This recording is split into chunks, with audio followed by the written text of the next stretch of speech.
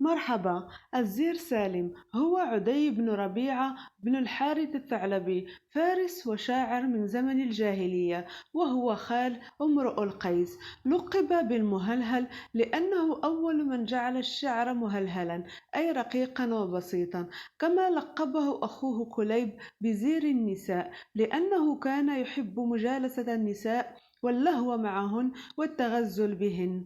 بعد مقتل أخيه كليب على يد ابن عمه الجساس، اشتعلت حرب كبيرة بين قبيلتي تغلب وبني مرة، سميت بحرب البسوس، خصوصا أن أخاه طلب منه الانتقام والثأر لمقتله، فأصبح الزير سالم قائدا كبيرا وبطلا عربيا مشهورا.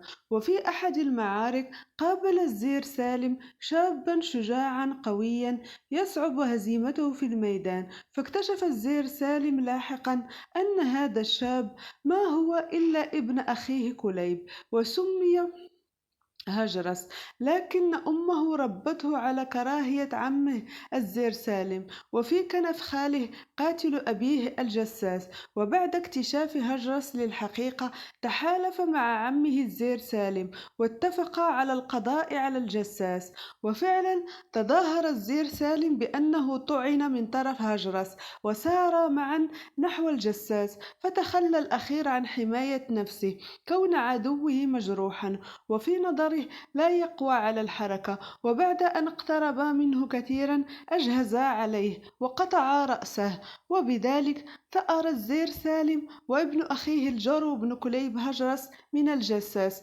وأنهيا الحرب القبلية بذلك. توفي الزير سالم عن عمر يناهز 88 عاما في مدينة نجد بالجزيرة العربية عام 531 ميلادية. وختاما، المرجو ترك ملاحظاتكم وتعليقاتكم على الفيديو، والضغط على زر الإعجاب والجرس، والاشتراك بقناتنا ليصلكم كل جديد.